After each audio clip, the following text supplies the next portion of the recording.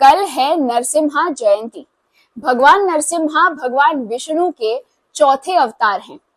उन्होंने ये अवतार लिया था हिरण्यकशिपु नामक असुर का वध करने के लिए, इसीलिए इसे क्रोधावतार भी कहते हैं। इनके शरीर में आधा हिस्सा मनुष्य का रूप है, जिससे नाम आता है नर, और आधा शरीर शेर का रूप है, जिससे नाम आता है सिंह, और इन दोनों को मिलाकर बनता है नरसिम्हा। क्योंकि ये एक क्रोधावतार है, इसीलिए भगवान नरसिम्हा के शरीर में अग्नि तत्व की मात्रा बहुत ज्यादा है। इसीलिए नरसिम्हा जयंती के दिन पर उन्हें कुछ ऐसी चीजें चढ़ाई जाती है जिससे उन्हें शीतलता प्रदान हो। कल के दिन आप एक उपाय कर सकते हैं। अगर आप कोर्ट कचहरी के चक्करों में फंसे हुए हैं या फिर कोई शत्रु आपको तंग कर रहा है और आप उससे छुटकारा पाना चाहते हैं, आपको एक कोरा कागज लेना है और एक काले रंग की पेन लेनी है। अब आप उस पेपर पर सबसे पहले अपना कोर्ट केस नंबर लिखेंगे, जो भी फाइल नंबर है आप वो लिखेंगे। उसके बाद आपको लिखना है कि ये केस आप पर क्यों हुआ था, आप इस केस से छुटकारा पाना चाहते हैं, लेकिन ध्यान रखिएगा कि आप इसमें निर्दोष होने चाहिए। अगर मान लीजिए आपने किसी का खून किया है और आप लिखेंगे कि मुझ पर केस हुआ था और मैं छुटकारा पाना चाहता हूँ या चाहती हूँ, तो ये असर नहीं करेगा। क्या पता कहीं इसका उल्टा असर ना हो जाए। तो अगर आप निर्दोष हैं तो ही ये उपाय करिएगा, क्योंकि भगवान नरसिम्हा न्याय अवश्य करेंगे। जो असुर है उसका नाश करेंगे ही करेंगे। तो इस तरीके से विस्तार से आप केस के बारे में लिखेंगे, किसके अगेंस्ट ये केस चल रहा है वो भी आप लिखेंगे, और आप लिखेंगे कि मुझे इस केस से छुटकारा चाहिए, और नीचे आपको अपना नाम और अपनी डेट ऑफ बर्थ लिखनी है।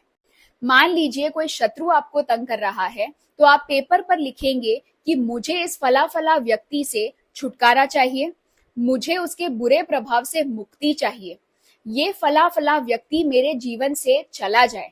इस तरीके से आप अपना पीछा उस व्यक्ति से छुड़ाना चाहते हैं, ये आप लिखेंगे, ना कि उस व्यक्ति के बारे में कुछ भी बुरा लिखेंगे। किसी भी व्यक्ति के बारे में ना बुरा सोचे ना बुरा लिखें। तो आपको उसके बारे में कुछ भी बुरा नहीं लिखना है, आपको बस छुटकारा चाहिए, आपको ये लिखना है। और फिर आप नीचे अपना नाम और डेट ऑफ बर्थ लिख दीजिए। फिर इस पेपर को 2 बार फोल्ड कर लीजिए और इसे एक कटोरी या फिर एक ग्लास में रख दीजिए और उसे बर्फ से भर दीजिए। फिर इस मंत्र का 108 बार जाप करिए। मंत्र है ओम नमो भगवते नरसिम्हाय नमः। मंत्र जाप समाप्त होने के बाद आप इस पानी को पेपर सहित किसी पेड़ के नीचे डाल दीजिए। फिर आप सीधा लौटकर घर आएंगे, पीछे मुड़कर नहीं देखेंगे। कल के दिन गरीबों को ठंडा पानी पिलाएं, ठंडी लस्सी पिलाएं, मुमकिन हो तो गौ माता को खीरा खिलाएं, तरबूज खिलाएं, खरबूजा खिलाएं। इस तरीके से ठंडी ठंडी चीजें जो होती है उनका दान करिएगा। कल के दिन कहीं बाहर की जगह इस तरीके से जल जरूर रखिएगा कि उसमें से पक्षी आकर पानी पी सकें। आप जब इन चीजों का दान करेंगे तो आपको इतना ज्यादा लाभ होगा कि उसे मैं शब्दों में बयान नहीं कर सकती हूँ। अगर आप लंबे समय से बीमार हैं और स्वस्थ नहीं हो पा रहे हैं, तो अपने शरीर के जिस भी हिस्से में आपको तकलीफ है वहां पर आपको चंदन का लेप लगाना है।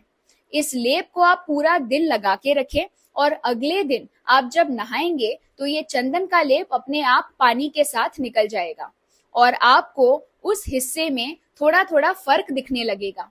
और साथ ही मंत्र जाप जरूर करते रहे। तो कल के दिन आपके लिए जो भी सही है वो उपाय जरूर करिएगा और दान अवश्य करिएगा। प्रार्थना करती हूँ आपको इन उपायों से लाभ हो और भगवान नरसिम्हा की कृपा आप सब पर हमेशा बनी रहे। ऐसे अन्य वीडियोस के लिए मेरे साथ जुड़े रहिए। तब तक अपना ख्याल रखिए और मुस्कुराते रहिए। वीडियो देखने के लिए बहुत बहुत धन्यवाद।